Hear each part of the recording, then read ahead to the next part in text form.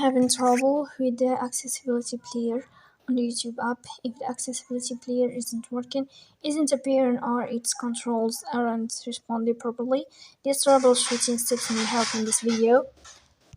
In this video, I will show you how to fix accessibility player on YouTube app. The first thing you have to do is to go to YouTube. Then in this page, we'll go to the sign up profile. You'll move to settings.